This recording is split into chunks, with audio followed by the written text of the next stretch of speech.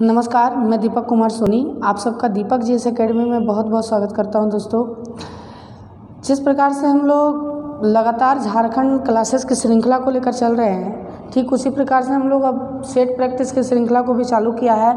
अगर आप लोगों ने पिछली कक्षाओं को नहीं देखा है दोस्तों, तो आपसे गुजारिश है कि आप पिछली कक्षाओं को देखें, सभी सेट प्रैक्टिस को करें ताकि आपके एग्ज़ाम्स में बढ़िया से बढ़िया नंबर आ सके। और बेहतरीन सेट का ये प्रैक्टिस करवाया जा रहा है। आप अच्छे से इन सेट प्रैक्टिस को कर सकते हैं और बहुत अच्छे से इसको इम्प्लीमेंट कर सकते हैं आप अपने में, है ना। ध्यान दीजिएगा। चलिए आइए, आज हम सेट प्रैक्टिस में सबसे पहले सामान्य अध्ययन के पोर्शन को देखते हैं। और सामान्य अध्ययन के पोर्शन में जो पहला पोर्शन है आपका, ध्यान दीजिएगा, वो है जीएस पेपर से ही है, ठीक है, कि एम्स्टर्डम की राजधानी, एम्स्टर्डम राजधानी किसकी है, यानी किसकी राजधानी है एम्स्टर्डम। तो इसका सही उत्तर हो जाएगा दोस्तों, आप सोचिए एम्स्टर्डम किसकी सही राजधानी है, तो इसका सही उत्तर हो जाएगा नीदरलैंड। अगर आप बात कीजिएगा यूएसए का, तो यूएसए का वाशिंगटन डीसी है राजधानी, वाशिंगटन डीसी, ठीक है। दक्षिण कोरिया का सियोल हो जाएगा और इटली का रोम हो जाएगा, ठीक है। दूसरा नंबर प्रश्न है, बिंदुसार किसका पुत्र था। तो बिंदुसार, आप देखिए, अगर इसको रिजेक्ट भी करना चाहिएगा तो अकबर को आप रिजेक्ट कर सकते हैं, शिवाजी को रिजेक्ट कर सकते हैं। कारण क्या है इसमें, ध्यान से सुनिएगा। कारण यही है कि प्राचीन भारत का, ठीक है, प्राचीन भारत में बिंदुसार हुए और अकबर और शिवाजी प्राचीन भारत से संबंधित है नहीं, ठीक है। अशोक, बहुत लोगों का आंसर आ रहा होगा, लेकिन अशोक गलत हो जाएगा दोस्तों आपका, क्योंकि जो बिंदुसार पुत्र थे वो चंद्रगुप्त मौर्य के पुत्र थे और इसका सही आंसर चंद्रगुप्त मौर्य ही हो जाएगा। बिंदुसार के पुत्र थे अशोक, है ना, आपको ध्यान में रखना है। तीसरे नंबर प्रश्न की ओर अगर हम बढ़ें कि हिमालय की सबसे बाहरी पर्वत श्रेणी कौन सी है, यानी बाह्य हिमालय के नाम से किसको जाना जाता है, ठीक है। तो ये सब पढ़ाए हुआ प्रश्न है दोस्तों, है ना। यूट्यूब पर भी इसकी क्लासेस हम देंगे कि बाह्य हिमालय के नाम से किसको जाना जाता है, बाहरी पर्वत श्रेणी के नाम से किसको जाना जाता है। तो बाहरी पर्वत श्रेणी के नाम से शिवालिक को जाना जाता है, आपका आंसर शिवालिक ही होगा। देखिए, बाह्य हिमालय के नाम से शिवालिक को, हिमाद्री या महान हिमालय के नाम से सर्वोच्च हिमालय को, और ये जो है आपका जिसको कहते हैं हम लोग मध्य हिमालय या लघु हिमालय, उसी को कहते हैं बीच वाली श्रेणी को, ठीक है। चौथे नंबर प्रश्न की तरफ अगर हम बढ़े दोस्तों, तो कितनी भारतीय भाषाओं में सर्वोत्तम लेखन के लिए साहित्य अकादमी पुरस्कार दिए जाते हैं। तो लगभग इसका जो सही आंसर हो जाएगा वो 24 भारतीय भाषाओं के लिए साहित्य अकादमी पुरस्कार दिए जाते हैं, है ना, 24 भारतीय भाषाओं के लिए। अगर आपसे पूछे कि साहित्य अकादमी पुरस्कार का शुरुआत कब हुआ, तो साहित्य अकादमी पुरस्कार का शुरुआत जो था वो 1954 में किया गया था दोस्तों। मौलाना अबुल कलाम आज़ाद जो थे शिक्षा मंत्री थे, उन्होंने ही शुरू करवाया था साहित्य अकादमी पुरस्कार को, ठीक है। निजता का अधिकार किसके अधीन आता है, तो आप देख सकते हैं कि निजता का अधिकार, है ना, निजता का अधिकार जो आएगा वो अनुच्छेद 21 के तहत आएगा। पॉलिटिकल साइंस का ये प्रश्न है। अनुच्छेद 18 जो है वो, अनुच्छेद 18 जो है वो उपाधियों के अंत को लेकर के है। या तो आप मान लीजिए कि फ्रांस आपको कोई बढ़िया उपाधि देने वाला है, अपने यहाँ का सर्वोच्च नागरिक सम्मान देने वाला है, तो राष्ट्रपति से अनुमति लेना है, ये अनुच्छेद 18 में लिखा गया। अनुच्छेद 20 प्राण एवं दैहिक स्वतंत्रता का अधिकार है, और अनुच्छेद 19 में भाषण वगैरह अभिव्यक्ति देने का अधिकार है आपको, ठीक है। आइए, छठा प्रश्न है, शाहजहाँ के शासनकाल में कौन सा विदेशी यात्री भारत आया था। तो आपको कई बार हम ये बता चुके हैं कि देखिए, विलियम हॉकिंस तो जहांगीर के दरबार में आया था। इससे आपको एकदम कंठस्थ होना चाहिए कि पहला अंग्रेज़ था जो किसी बादशाह के दरबार में गया था, तो विलियम हॉकिंस। थॉमस रोबी इन्हीं के दरबार में आया था, जहांगीर के दरबार में। इब्ने बतूता तो आप लगा ही नहीं सकते, क्योंकि इब्ने बतूता मोहम्मद बिन तुगलक के दरबार में आया था, आपको ध्यान में रखना है ना। तो इसका सही आंसर हो जाएगा मनुक्की। सातवां प्रश्न का अगर हम बात करें, तो ग्रैंड स्लैम शब्द किस खेल से संबंधित है। तो देखिए, आप लोगों ने जाना होगा कि ग्रैंड स्लैम जो होता है, ठीक है, वो लॉन टेनिस से संबंधित होता है। रोजर फेडरर वगैरह इसी से संबंधित हैं, लॉन टेनिस से संबंधित है। अब ग्रैंड स्लैम के तहत कितनी प्रतियोगिताएं होती हैं, तो 4 प्रतियोगिताएं होती हैं। एक होता है ऑस्ट्रेलियन ओपन, है ना, Australian open, French open, Wimbledon open और यूएस ओपन। इसको आप एक ट्रिक से भी याद कर सकते हैं, अफवाह, है ना, अफवाह। Australian open, French open, Wimbledon open और यूएस ओपन, आपको याद रखना है, इसको ध्यान में रखिएगा। ठीक है। अब ध्यान देते हैं हम लोग अगला 8वां प्रश्न पर। राजीव गांधी क्रिकेट ग्राउंड किस शहर में स्थित है? क्रिकेट ग्राउंड का बात कर रहा है दोस्तों। राजीव गांधी क्रिकेट ग्राउंड किस शहर में स्थित है? तो देखिए राजीव गांधी क्रिकेट ग्राउंड की अगर आप बात करेंगे, ठीक है, राजीव गांधी क्रिकेट ग्राउंड की अगर आप बात करेंगे तो राजीव गांधी से संबंधित जितने भी लगभग प्रश्न होते हैं, जैसे राजीव गांधी इंटरनेशनल एयरपोर्ट कहाँ है? तो हैदराबाद में है। तो ठीक क्रिकेट ग्राउंड भी हैदराबाद में है, राजीव गांधी क्रिकेट ग्राउंड हैदराबाद में, ठीक है। अगर हम बात करते हैं भारतीय प्रतिभूति और विनिमय बोर्ड सेबी किस शहर में स्थित है? इसका मुख्यालय कहाँ है सेबी का? ये पूछ रहा है आपसे। तो देखिए लगभग जितने भी वित्तीय सेवाएं वाले लगभग जो हैं, सभी का बात हम नहीं कर सकते, लगभग 95% जितने भी हैं संस्थाएं, उनका मुख्यालय मुंबई में ही है वित्तीय का। दिल्ली यहाँ नहीं लगाएगा, नहीं तो प्रश्न आपका क्या हो जाएगा? गलत हो जाएगा। अब हम बात करते हैं 10वें नंबर प्रश्न की तरफ चलते हैं दोस्तों, ठीक है। जनगणना 2011 के अनुसार किस राज्य की साक्षरता दर सबसे कम थी? तो देखिए साक्षरता दर का अगर सबसे कम का बात आए तो तुरंत एकदम लगा दीजिए आप बिहार। इसकी साक्षरता दर 61.8% था। याद रखना है आपको, कितना था? 61.8% था, ठीक है। आगे बढ़ते हैं।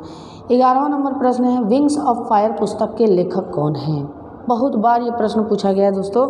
विंग्स ऑफ फायर पुस्तक के लेखक कौन हैं? तो विंग्स ऑफ फायर पुस्तक के लेखक जो हैं वो APJ अब्दुल कलाम हैं। आपको याद रखना विंग्स ऑफ फायर इंडिया 2020 इसके लेखक APJ अब्दुल कलाम हैं। अरुंधति रॉय के द्वारा देखिए एक बड़ा बढ़िया पुस्तक लिखा गया था, a god of small things, है ना। इसी के लिए इनको पुरस्कार वगैरह भी मिला था, a god of small things. Vikram Seth के द्वारा द सूटेबल बॉय वगैरह लिखा गया है, आपको याद रखना है, ठीक है। ये सब क्वेश्चन पूछे जाते हैं। कुड किस राज्य का लोक नृत्य है? कुड जो है वो किस राज्य का लोक नृत्य है? तो कुड जो है दोस्तों वो जम्मू कश्मीर का लोक नृत्य है, आपको ध्यान में रखते चलना है, ठीक है। देहरादून किस भारतीय राज्य की राजधानी है? तो देहरादून जो है आप जानते हैं, इसमें भी बताने की आवश्यकता है क्या? देहरादून जो है वो आपका उत्तराखंड राज्य की राजधानी, उत्तराखंड की राजधानी देहरादून। बात करें बाबर का जन्म किस वर्ष में हुआ था? तो बाबर के जन्म से संबंधित मैंने प्रश्नों को बताया है कि बाबर का जन्म जो हुआ था वो 1483 में हुआ था दोस्तों। ऐसे में देखिए 1583, 1783 और 1683 आप ऑप्शन को निगलेक्ट कर सकते हैं, क्योंकि 1530 में तो बाबर मर ही गया था, तो 1583 में पैदा कहाँ से होगा, है ना। तो 1483 इसका सही उत्तर होगा। पिता का नाम उमर शेख मिर्ज़ा और माता का नाम कुतुब बेगम था, आप जानते ही हैं, है ना। पिता का नाम उमर शेख मिर्ज़ा और माता का नाम कुतुब बेगम था। बंगाल के प्रथम गवर्नर जनरल कौन थे? यहाँ पर बात कर रहा है बंगाल के प्रथम गवर्नर जनरल की। तो बंगाल के प्रथम गवर्नर जनरल जो थे दोस्तों वो वॉरेन हेस्टिंग ही थे। बंगाल के प्रथम governor general Warren Hastings. Napier तो आप बोल नहीं सकते हैं, सर विलियम डेनिसन रख नहीं सकते हैं। लॉर्ड विलियम बेंटिक से एक कन्फ्यूजन होता है, ये भारत के प्रथम गवर्नर जनरल बनाए गए थे लॉर्ड विलियम बेंटिक, है ना, ध्यान दीजिएगा। वॉरेन हेस्टिंग बंगाल के प्रथम गवर्नर जनरल थे।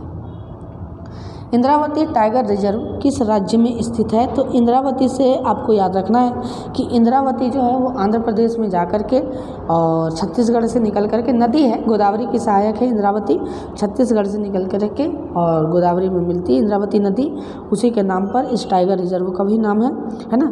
तो आपको आंसर हो जाएगा इसका छत्तीसगढ़ ही प्रश्न का आंसर होगा, इस तरह से आप याद रख सकते हैं।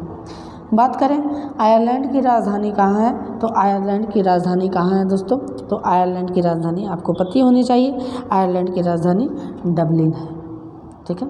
आयरलैंड की जो राजधानी है वो कहाँ है? डबलिन है, याद रखिएगा। हुमायूं की जीवनी को किसके द्वारा लिखा गया था? आप सभी जानते हैं इस प्रश्न का उत्तर कि हुमायूं की जीवनी को गुलबदन बेगम के द्वारा लिखा गया था। उनकी बहन थी गुलबदन बेगम, अकबर की फूफी जान थी, है ना, ध्यान दीजिएगा। संयुक्त राष्ट्र का ग्रीन जलवायु कोष का मुख्यालय किस देश में है? संयुक्त राष्ट्र का ग्रीन जलवायु कोष का जो मुख्यालय है दोस्तों वो किस राज्य में है? तो संयुक्त राष्ट्र का ग्रीन जलवायु का मुख्यालय कनाडा में है, ध्यान देते रहिएगा और प्रश्न को याद करते जाइए, कोशिश कीजिए, है ना, ध्यान देते रहिएगा। अब बात करें 20वें नंबर प्रश्न की तरफ हम चलते हैं। तो 20वां नंबर प्रश्न जो है हमारा, बनारस हिंदू विश्वविद्यालय की स्थापना किसने की थी? BHU की। तो आप सभी जानते हैं कि बनारस हिंदू विश्वविद्यालय की स्थापना मदन मोहन महामना मदन मोहन मालवीय ने किया था। ठीक है। तराइन का दूसरा युद्ध का अगर हम बात करें कि तराइन का दूसरा युद्ध, अगला प्रश्न है तराइन का दूसरा युद्ध किसके किसके बीच में लड़ा गया? तो तराइन का प्रथम पूछे या दूसरा पूछे तो ये किसके किसके बीच में लड़ा गया था दोस्तों? तो मोहम्मद गौरी और पृथ्वीराज चौहान के बीच में लड़ा गया था। आपको पढ़ाए भी हैं और जानते भी हैं आप। ठीक है। निम्नलिखित में से कौन सा धातु पृथ्वी की भूपर्पट्टी में सबसे प्रचुर मात्रा में पाया जाता है? पृथ्वी की भूपर्पट्टी में सबसे प्रचुर मात्रा में पाया जाता है, आपको इसको बताना है कि कौन सा धातु पाया जाता है। तो पृथ्वी की भूपर्पट्टी में दोस्तों, हाँ सही उत्तर है। आपके कितने अंक आते हैं ये भी बताएं, आपको किस सब्जेक्ट में दिक्कत है, आप इसकी भी चर्चा करें हमारे साथ ताकि आपकी तैयारी बेहतर हो सके। तो पृथ्वी की भूपर्पट्टी में, है ना, आप जानते हैं कि अगर यहाँ पर सिलिकॉन होता तो सिलिकॉन मारते हम, लेकिन एल्युमिनियम है। सियाल, सीमा, निफे, देखिए पृथ्वी के भूपर्पट्टी में सियाल पाया जाता है, सियाल कहते हैं उसको। सियाल का मतलब होता है सी से सिलिकॉन और एल से एल्युमिनियम। तो सिलिकॉन है नहीं तो एल्युमिनियम ही आंसर होगा इसका, आपको ध्यान में रखना है एल्युमिनियम। फिर बात करते हैं रमन मैग्सेसे पुरस्कार विजेता पहले भारतीय कौन थे जिन्होंने रमन मैग्सेसे पुरस्कार जीता था? इसको एशिया का नोबेल भी कहा जाता है, आपको याद रखना है एशिया का नोबेल कहा जाता है इसको, एशिया का नोबेल के नाम से जाना जाता है रमन मैग्सेसे पुरस्कार को। और भारतीय जो थे पहले विजेता जो थे भारतीय, वो पहले भारतीय विजेता जो थे वो विनोबा भावे थे। रमन मैग्सेसे पुरस्कार के पहले विजेता विनोबा भावे। ठीक है। एशियन विकास बैंक यानी ADB का मुख्यालय कहाँ है? तो एशियन विकास बैंक ADB का मुख्यालय जो है दोस्तों, आप आंसर दीजिए इसका। एशियन मुख्यालय का है मनीला। मनीला कहाँ की राजधानी है? तो मनीला जो है वो फिलीपींस की राजधानी है मनीला। ठीक है। दिलवाड़ा का जैन मंदिर निम्न में से कहाँ पर स्थित है? श्रवणबेलगोला में, पारसनाथ पर्वत पर, इंदौर में, आबू पर्वत पर। तो दिलवाड़ा का जैन मंदिर आबू पर्वत पर है, यानी माउंट आबू ही है, आबू लिख दिया है शॉर्ट में इसको। उसके बाद बात करें हम बाला देवी निम्नलिखित में से किस खेल की चर्चित महिला खिलाड़ी हैं? बाला देवी के बारे में बात करता है दोस्तों। तो बाला देवी किस खेल की चर्चित महिला खिलाड़ी हैं? तो इसका सही आंसर हो जाएगा ये फुटबॉल की सही चर्चित महिला खिलाड़ी हैं। ठीक है। किस समिति ने पंचायतों को आर्थिक रूप से आत्मनिर्भर बनाने की सिफारिश की थी? है ना, पंचायतों को आर्थिक रूप से आत्मनिर्भर बनाने की सिफारिश कौन करेगा? आप इसका आंसर दे सकते हैं दोस्तों। ठीक है। देखिए बहुत कोई का आंसर बलवंत राय मेहता समिति आ रहा होगा या अशोक मेहता समिति आ रहा होगा। हाँ ये ठीक है कि पंचायती राज व्यवस्था इनके नियम पर लागू किया गया, इन्होंने द्विस्तरीय पंचायती दिया था, लेकिन इसका जो सही आंसर हो जाएगा कि आर्थिक रूप से सक्षम होना चाहिए वो एलन सिंघवी समिति था। ये सब सारे समिति जो हैं, पीतंगुल समिति, एलन सिंघवी समिति, अशोक मेहता समिति, ये सब जो सारे समितियां हैं वो पंचायती राज व्यवस्था से ही संबंधित हैं। ठीक है। आर्थिक आधार पर आरक्षण को किस संविधान संशोधन द्वारा स्वीकार किया गया? ठीक है। आर्थिक आधार पर आरक्षण को किस संविधान संशोधन द्वारा स्वीकार किया गया था?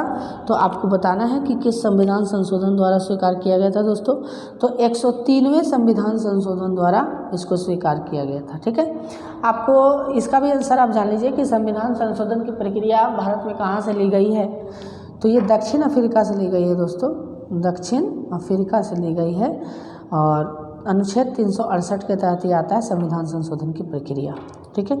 द्वितीय गोलमेज सम्मेलन में कांग्रेस का प्रतिनिधित्व किसने किया था? तो द्वितीय गोलमेज सम्मेलन में आप जानते हैं कि बाबा को लेकर के गए थे उठा के यहाँ से, यानी कि महात्मा गांधी ने इसका जो था वो नेतृत्व किया था द्वितीय गोलमेज सम्मेलन का। ठीक है। बात करें 30वें नंबर प्रश्न की, तो हमारा जो 30वां नंबर प्रश्न होगा वो सुभाष चंद्र बोस को देश नायक कहकर किसने संबोधित किया था? ठीक है। इसी प्रकार के प्रश्न आपसे पूछे जाते हैं दोस्तों, और आप इस प्रकार के प्रश्न को करने में सक्षम हो, यही हमारा उद्देश्य है ना। सुभाष चंद्र बोस को देश नायक कहकर किसने संबोधित किया था? तो सुभाष चंद्र बोस को देश नायक कहकर रविंद्रनाथ टैगोर ने, उपाधि देते ही रहते थे ये हमेशा, तो रविंद्रनाथ टैगोर ने किया था।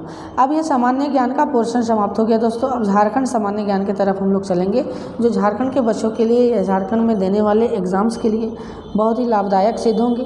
31वां नंबर प्रश्न है कि झारखंड के किस जनजातीय समूह द्वारा लिखने के लिए ओलचिकी लिपि का प्रयोग किया जाता है। तो आप जानते ही है कि ओलचिकी लिपि की जो आविष्कार किया था वो रघुनाथ मुर्मू ने किया था, पंडित रघुनाथ मुर्मू, और ये संथालियों के द्वारा प्रयोग किया जाता है। संथाली भाषा का है ये, ध्यान दीजिएगा इस चीज़ को, है ना।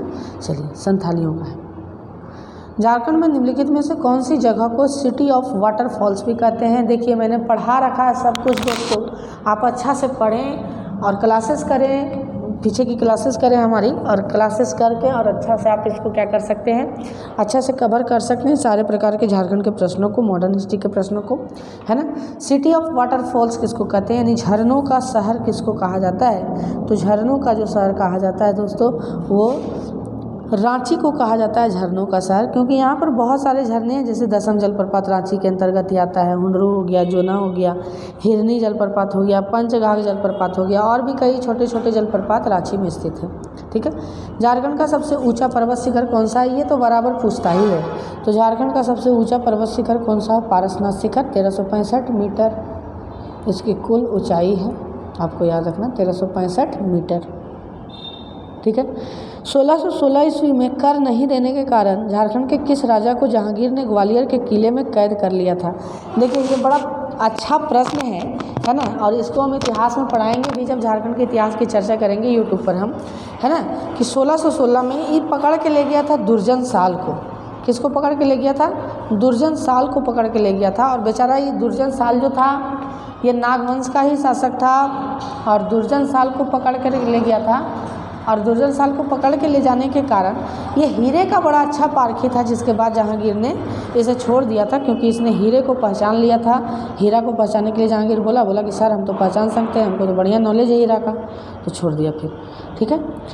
झारखंड की सबसे पुरानी जनजाति कौन सी है। तो आप जानते हैं कि झारखंड की सबसे पुरानी जनजाति, मैंने पढ़ा रखा है कि झारखंड की सबसे पुरानी जनजाति कौन सी है दोस्तों, तो ये असुर है। ऋग्वेद में भी इसकी व्याख्या मिलती है ना, इसकी व्याख्या जो है वो ऋग्वेद से भी प्राप्त होती है। धुमकुड़िया किस जनजाति की सामाजिक संस्था है। तो धुमकुड़िया किस जनजाति की सामाजिक संस्था है, तो धुमकुड़िया उरांव जनजाति की सामाजिक संस्था है। आपको अच्छा से इसको करते जाना है। ठीक है। उलगुलान आंदोलन किसके नेतृत्व में आरंभ हुआ। देखिए, बेसिकली उलगुलान आंदोलन जो है वो मुंडा विद्रोह को ही बोला जाता है, और उलगुलान का अर्थ होता है क्रांति। उलगुलान का अर्थ क्या होता है, क्रांति होता है उलगुलान का अर्थ। ठीक है। और ये मुंडा विद्रोह को ही कहा जाता है। तो इसका नेतृत्व बेसिकली बिरसा मुंडा ने ही किया था दोस्तों।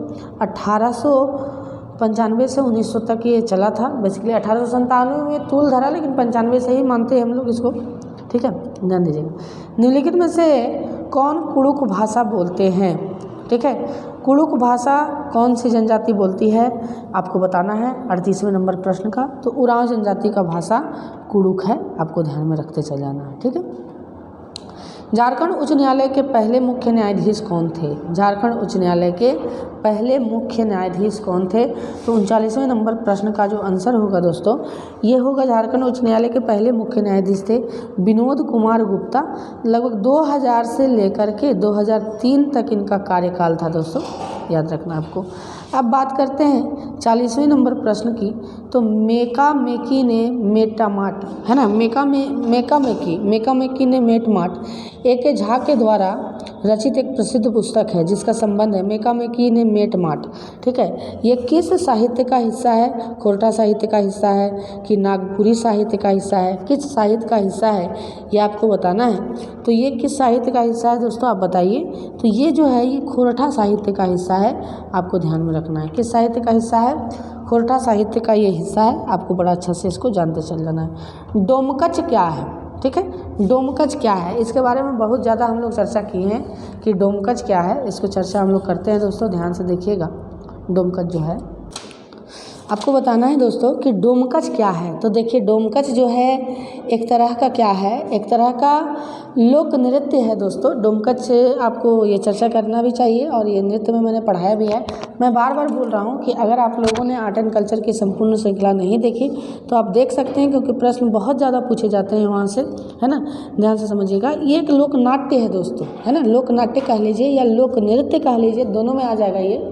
तो इसको किया कब जाता है, सो आप थोड़ा सा ध्यान में रखिएगा, इस लोकनाट्य को किया कब जाता है, ठीक है। डोमकच, तो डोमकच देखिए आप लोगों ने देखा होगा हम आपके हैं कौन वाला पिक्चर। तो हम आपके है कौन वाला में जो नहीं होता है, खाली लड़की लोग करती है, उसमें पुरुषों का प्रवेश वर्जित होता है। तो पुरुषों का प्रवेश जो वर्जित होता है उसी को डोमकच कहते हैं। बारात जब रात में चल जाता है तो रात में जगवारी करने के लिए, यानी जागने के लिए महिलाएं क्या करती हैं, डोमकच नृत्य का आयोजन करती है। और ये महिला प्रधान नृत्य है, लोक नृत्य है या लोकनाट्य बोल दीजिएगा तो ठीक रहेगा, है ना। झारखंड का ढोकरा निम्नलिखित में से किस शिल्प कला को कहा जाता है। ढोकरा नहीं, देखिए गलत लिख दिया है एक तरह से, ढोकरो सोहोर कला, ढोकरो सोहोर कला। तो ढोकरो सोहोर कला जो है दोस्तों, है ना, इसका आंसर जो होगा, है ना, ये आंसर होगा धातु से इसका निर्माण किया जाता है, ढोकरो सोहर कला।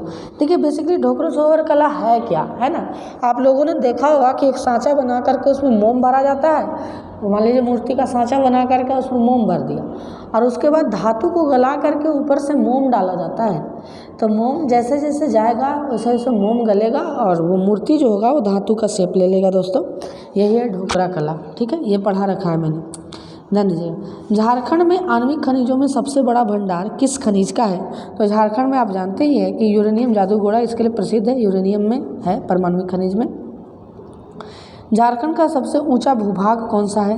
तो झारखंड का सबसे ऊंचा जो भूभाग है दोस्तों, आप देखिए यहाँ पर ही भौगोलिक परिचय से आपका प्रश्न आया है, धरातलीय स्वरूप से प्रश्न आया है, सारे प्रकार के प्रश्नों को हमने चर्चा कर लिया है दोस्तों, है ना। तो झारखंड का सबसे ऊंचा भूभाग जो है ना, वो है पाट का क्षेत्र, ठीक है। पाट का क्षेत्र है झारखंड का सबसे ऊंचा भूभाग, आपको याद रखना है, ठीक है। झारखंड के जेल में चेतन महाजन द्वारा लिखित पुस्तक का नाम क्या था। देखिए बहुत डीप का प्रश्न है कि झारखंड की जेल में चेतन महाजन के द्वारा लिखित पुस्तक का नाम क्या था। इस पुस्तक का नाम था the bad voice of Bokaro jail, है ना, कि बोकारो जेल का जो उनका अनुभव था वो गलत ही रहा, इसलिए उन्होंने ये bad voice of Bokaro jail लिखा था, बोकारो में थे वो, ठीक है। पुस्तक स्वराज लुट गया, ठीक है, स्वराज लुट गया के लेखक कौन थे। तो आपको इसको बहुत अच्छा से याद रखना है कि स्वराज लुट गया के जो लेखक थे वो हंटरगंज प्रखंड के, चतरा जिले में हंटरगंज प्रखंड के, इनको छोटानागपुर केसरी के नाम से भी जाना जाता है, आपको याद रखना है, छोटानागपुर केसरी के नाम से भी जाना जाता है। बाबू राम नारायण सिंह थे स्वराज लुट गया के लेखक, ठीक है। बिरला तकनीकी संस्थान झारखंड के किस शहर में है। 47वां नंबर प्रश्न। आप हमारे चैनल को चेक करें दोस्तों, सभी प्रकार के प्लेलिस्ट दिए गए हैं जहाँ से प्रश्न आपके पूछे जाएंगे, है ना। बिरला तकनीकी संस्थान झारखंड के किस शहर में है। तो 47वां नंबर प्रश्न का आंसर जो होगा वो बिरला तकनीकी संस्थान, हाँ पहले तो जान लीजिए कि ये रांची में है और 1955 में स्थापित हुआ। ये कब स्थापित हुआ, 1955 में स्थापित हुआ। कोल्हान विश्वविद्यालय की स्थापना कब की गई। 48वां नंबर प्रश्न।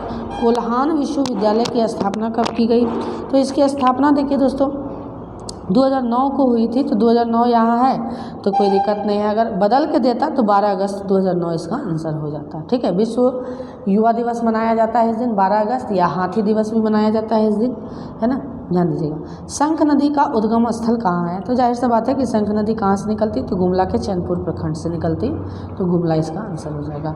आइए 50वें नंबर प्रश्न की तरफ अगर हम चले दोस्तों, तो 50वां नंबर जो प्रश्न है हमारा, झारखंड किस गोलार्ध में स्थित है।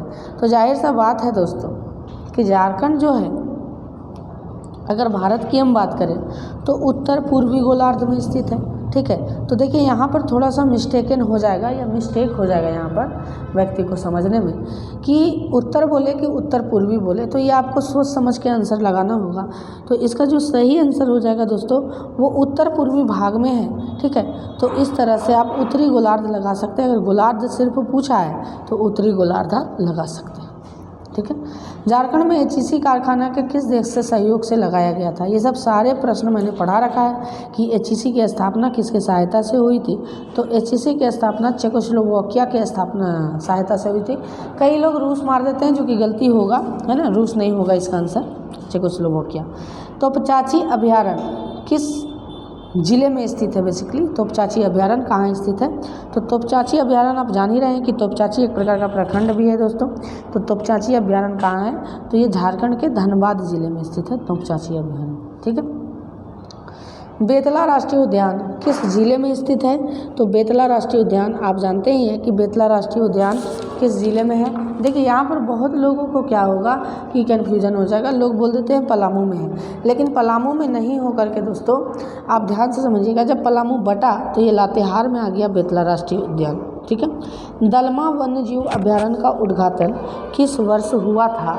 दलमा वन्यजीव अभयारण्य का उद्घाटन जो हुआ था वो, इसका जो स्थापना हुआ था 1975 के समय में हुआ था दोस्तों, है ना। झारखंड में जवाहरलाल नेहरू जैविक उद्यान कहाँ है? और हाँ, ये झारखंड का सबसे बड़ा जैविक उद्यान है और बोकारो में स्थित है ये, है ना। बोकारो स्टील सिटी ही लिखा हुआ है, तो बोकारो में स्थित है, ठीक है। आइए, ओलंपिक स्वर्ण पदक विजेता वह नेता कौन थे जिन्होंने झारखंड में एक राजनीतिक दल की स्थापना की थी? तो देखिए इनके बारे में आप जान लीजिए कि 1928 की बात है ना, 28 की। एम्स्टर्डम में हॉकी स्वर्ण पदक इन्होंने जीता था ओलंपिक में, और ये जयपाल सिंह मुंडा थे। डब्ल्यू.सी. बनर्जी के दामाद भी थे ये, जो कांग्रेस के प्रथम अध्यक्ष रहे, ब्योमकेश चंद्र बनर्जी, है ना, उनके दामाद भी थे जयपाल सिंह मुंडा। मरांग गोमके इनको कहा जाता है, ध्यान रखना है आपको, ठीक है। झारखंड के प्रथम मुख्यमंत्री कौन थे? सिंपल सा चीज़ है, बाबूलाल मरांडी। बीजेपी से थे ये, लेकिन आपको याद रखना किससे थे? बीजेपी से, जाबी मोहम्मद से नहीं थे। तेलियागढ़ का किला कहाँ है दोस्तों? तेलियागढ़ का किला को ही बंगाल का प्रवेश द्वार बोला जाता है झारखंड में, तेलियागढ़ी का किला का। तो तेलियागढ़ी का किला कहाँ है वर्तमान में? तो तेलियागढ़ी का किला आपको बताना है, तो तेलियागढ़ी का जो किला है दोस्तों वो भागलपुर और साहेबगंज के बीच है, यानी राजमहल क्षेत्र में आप बोलिएगा तो राजमहल क्षेत्र में ही है ये, आपको ध्यान में रखना। टाटा इंजीनियरिंग एंड लोकोमोटिव किस वर्ष स्थापित हुआ? अब देखिए यहाँ आपसे पूछ रहा है टिस्को का नहीं, टिस्को का अगर पूछता दोस्तों तो टिस्को का जो आंसर हो जाता वो हो जाता आपका 1907। यहाँ पर बहुत लोगों को कन्फ्यूजन होगा। यहाँ पर पूछ रहा है टेल्को की स्थापना कब हुई? देखिए TE है ना, LCO, टेल्को की स्थापना कब हुई? CO मतलब लोकोमोटिव, ठीक है। तो इसका आंसर हो जाएगा 1948, ठीक है। 60वें नंबर प्रश्न की तरफ अगर हम चलें तो Tata iron and steel company की स्थापना किस वर्ष हुई? देखिए जिसकी चर्चा हम कर रहे थे वो आ गया। आयरन एंड स्टील की अगर से बात करें तो वो हो जाएगा 1907। अगर टेल्को की स्थापना की बात करें तो वो हो जाएगा 1948। इसका सही उत्तर 1907 हो जाएगा। मुख्यमंत्री कन्यादान योजना किस वर्ष शुरू किया गया? तो मुख्यमंत्री कन्यादान योजना जो है दोस्तों वो 2004 में शुरू किया गया था। अर्जुन मुंडा संभवतः उस समय मुख्यमंत्री थे, 2004 में शुरू किया गया था, ठीक है।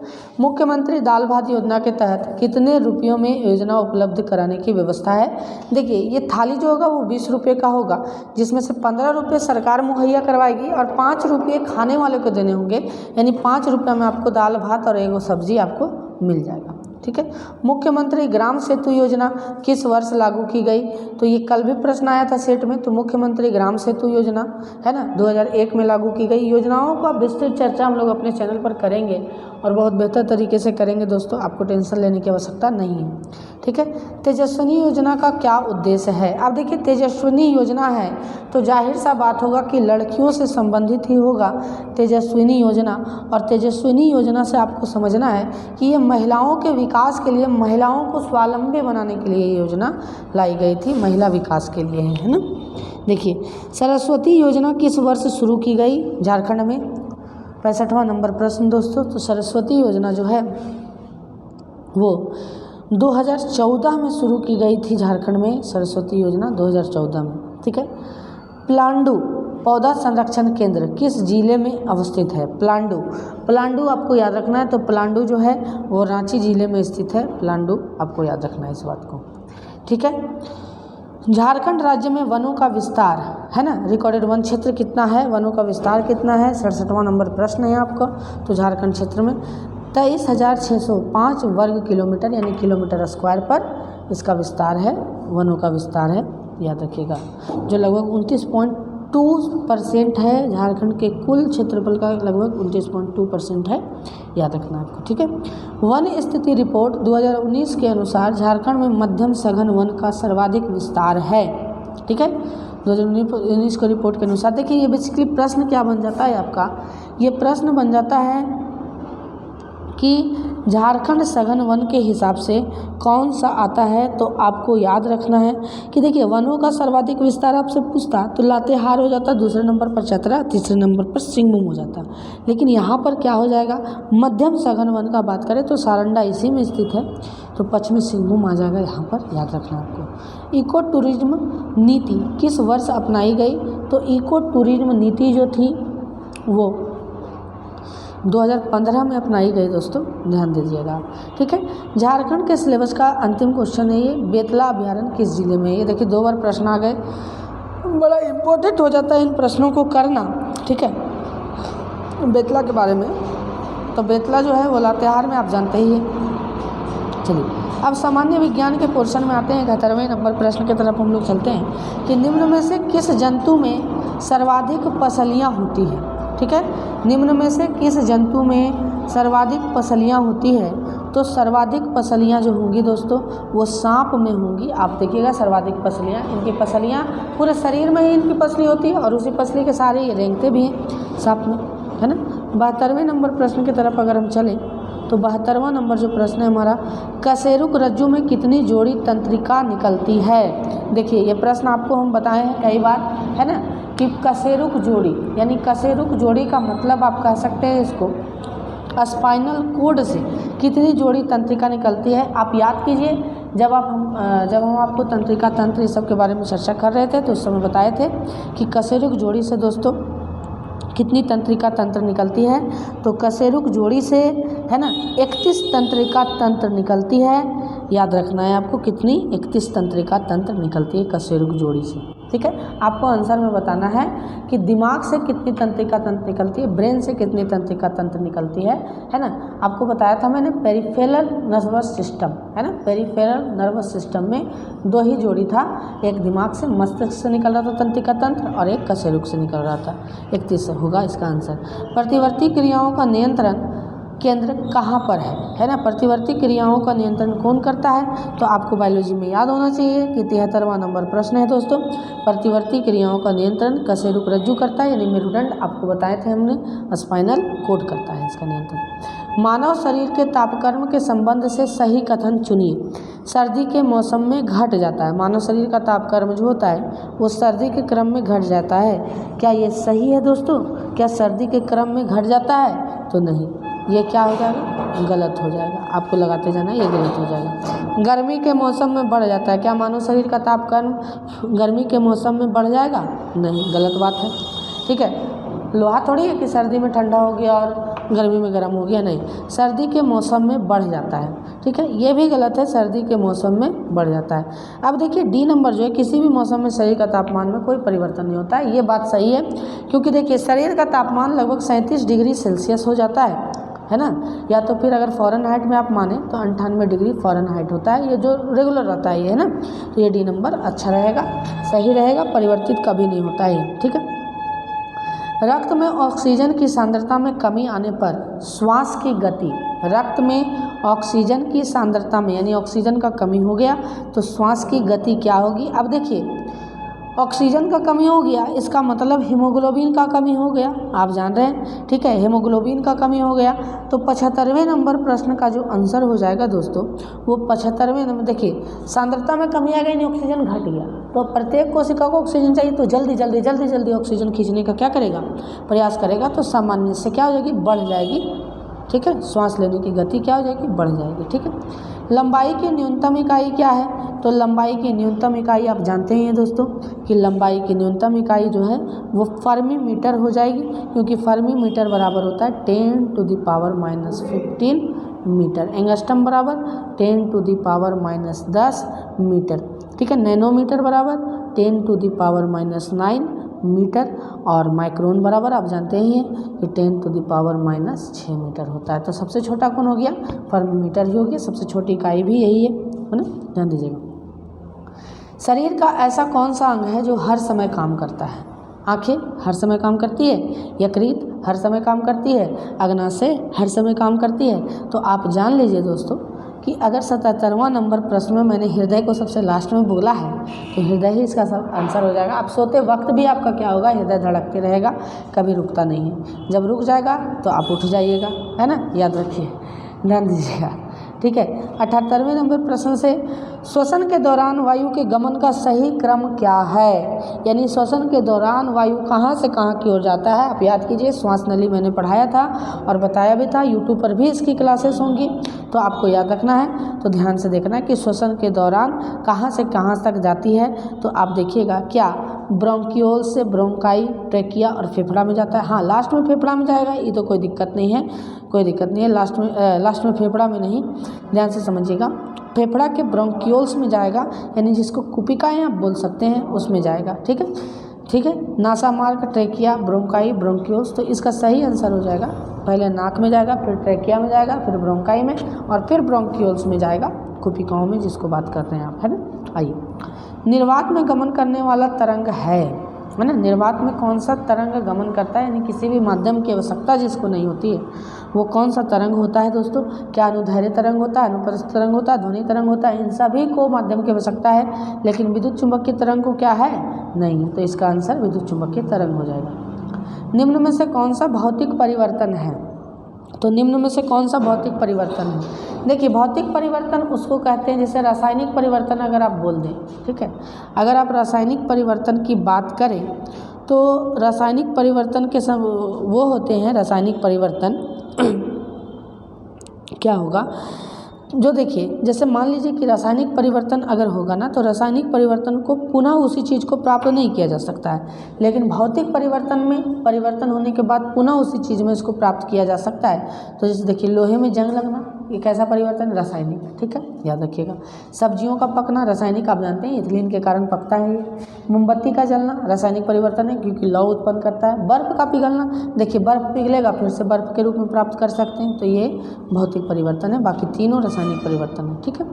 निम्नलिखित में से किस एक के लिए केशिकत्व एकमात्र कारण है? कैपिलरिटी। देखिए, कैपिलरिटी क्या होता है? आप डिबरी जलाते होंगे, डिबरी में तेल नीचे रहता है और डिबरी जलता है ऊपर, इसका मतलब हुआ कि तेल ऊपर आ रहा है कि नहीं, इसी को बोलते हैं कैपिलरिटी, इसी को बोलते हैं केशिकत्व बोलते हैं। दोस्तों, आपको इसको अच्छा से याद रखना है कि कैपिलरिटी के कारण क्या होता है, कौन सा कारण नहीं है ना, कौन सा कारण नहीं है, कैपिलरिटी के कारण कौन सा कारण नहीं होता है, आपको ध्यान में रखना है। स्याही का सूखना, हाँ कोई दिक्कत नहीं है, कैपिलरिटी के कारण होता है, क्योंकि सूखेगा ना वो, है ना, याद रखिएगा। भूमिगत जल का ऊपर चढ़ना, हाँ ये भी कैपिलरिटी के कारण, जो जाइलम के द्वारा ले जाया जाता है। सूती कपड़ों पर जल की बूंद का फैलना, हाँ ये भी कैपिलरिटी के कारण है, अवशोषण के द्वारा, केशिकत्व के कारण होता है। पौधों की जड़ों से जल इसके पर्ण समूह की ओर बढ़ना, देखिए ये कैपिलरिटी का कारण नहीं है, ध्यान से समझिएगा, है ना। भूमिगत जल का ऊपर चढ़ना, देखिए दोनों में अंतर है दोस्तों। अगर आप बात करें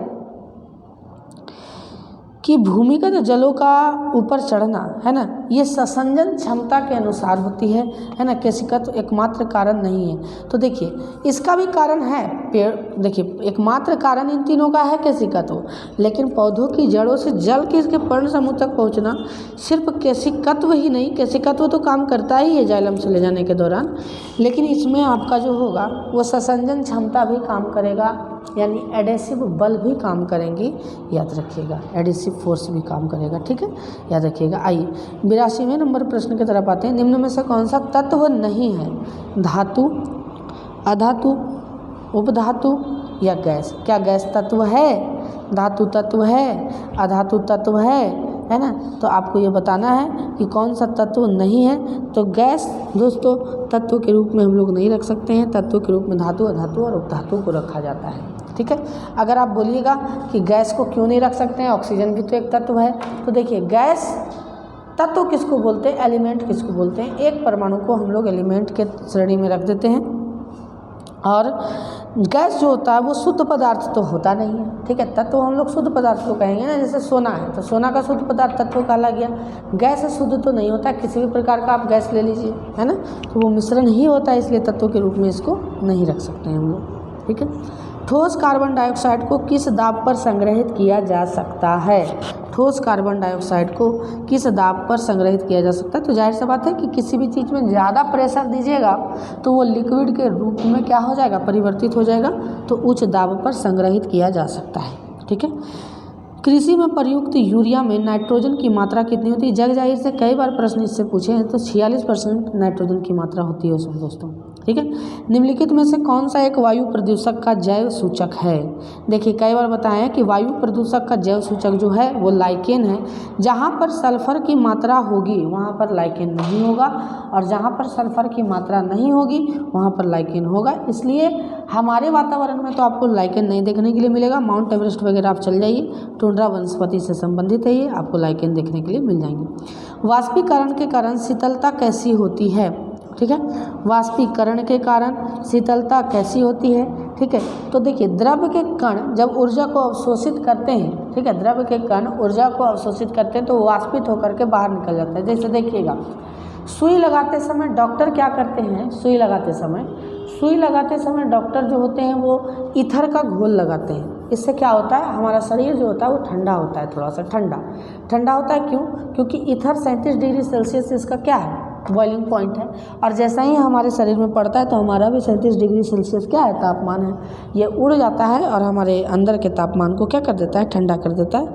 तो इसका आंसर जो होगा द्रव्य के कण द्वारा ऊर्जा अवशोषित करने के कारण, ठीक है। निकट दृष्टि दोष में किस लेंस का प्रयोग किया जाता है? ये 10वां प्रश्न है, 10वां का क्वेश्चन है, ये आपको जानना चाहिए और कई बार ये प्रश्न पूछे जाते हैं, ठीक है। निकट दृष्टि दोष में किस लेंस का उपयोग किया जाता है? तो निकट दृष्टि दोष देखिए बोला जाता है निकट दृष्टि दोष, लेकिन सामने दिखता है, दूर में नहीं दिखता है, ठीक है। तो इसके लिए अवतल लेंस का प्रयोग हम लोग करते हैं दोस्तों, याद रखिएगा। निकट दृष्टि दोष में किसका, अवतल लेंस का प्रयोग किया जाता है, ठीक है। समतल तो लेंस होता ही नहीं है, इसलिए इसको तो एकदम काट दीजिएगा, समतल लेंस नहीं होता है। उत्तल लेंस का दूरदृष्टि दोष में किया जाता है, ठीक है। मैग्नीशियम क्लोराइड का रासायनिक सूत्र निम्न में से क्या है ना। मैग्नीशियम क्लोराइड का रासायनिक सूत्र निम्न में से क्या है, तो आपको बताना है। तो देखिए रासायनिक सूत्र कैसे लिखे जाते हैं, तो आप जानते ही होंगे, आप बेहतर जानते होंगे हमसे कि रासायनिक सूत्र किस प्रकार से लिखा जाता है दोस्तों। तो आप देखिए कि क्लोरीन का देखिए किस प्रकार से लिखा जाता है, जैसे मैग्नीशियम हो गया और क्लोरीन हो गया। क्लोरीन का -1 संयोजकता होता है, वैलेंसी, और इसका 2 होता है, तो डायरेक्ट हम लोग इससे इसको गुना कर देते हैं, तो Mg और उधर हो गया Cl2। तो मैग्नीशियम क्लोराइड का जो सही उत्तर होगा, है ना, वो आंसर हो जाएगा MgCl2, यही इसका आंसर हो जाएगा दोस्तों, ठीक है। सौर विकिरण निम्न में से किस परास में दिखता है? देखिए अब ये रटने वाली सवाल है, जिसको आपको रट लेना है कि सौर विकिरण, है ना, सोलर रेडिएशन किस परास में दिखता है, किस रेंज में दिखता है? तो 79वां नंबर क्वेश्चन, 89वां बेसिकली, ये 400 से 780 नैनोमीटर के बीच में दिख जाता है सौर विकिरण आपको, ठीक है। अगर बात करें तड़ित चालक का आविष्कार किसने किया था, तो ये सिंपल सा प्रश्न है, इसको याद रखना चाहिए आपको कि तड़ित चालक का आविष्कार जो था वो बेंजामिन फ्रैंकलिन ने किया था, है ना, बेंजामिन फ्रैंकलिन ने किया था तड़ित चालक का आविष्कार। वही तड़ित चालक जो बिजली गिरता ऊपर में तांबा का जो तार लगा देते हैं लोग और नीचे में वही धातु का प्लेट होता है, तो बिजली गिरता है तो बिजली से बचा लेता है घर वगैरह को, वही तड़ित चालक का आविष्कार बेंजामिन फ्रैंकलिन ने किया था। जबकि एडिसन, देखिए एडिसन का अगर बात करें तो बल्ब का आविष्कार इन्होंने किया है, गॉस ने गॉस लॉ दिया है, विभवांतर को वोल्टा ने खोजा था, है ना। तो ये सब आपको याद रखने। आशा करते हैं दोस्तों कि ये जो सेट की श्रृंखला होगी आपको पसंद आ रही होगी। अगर पसंद आती है तो शेयर वगैरह करें और अपने भाई के चैनल को बढ़ाने में मदद करें। आपको रेगुलर बोर्ड पर क्लासेस दिए जाते हैं झारखंड की, आप ज़्यादा से ज़्यादा विजिट करें और इस चैनल को बढ़ाने में मदद करें। बहुत बहुत धन्यवाद दोस्तों, दुआओं में बहुत ज़्यादा याद रखिएगा। बहुत बहुत धन्यवाद।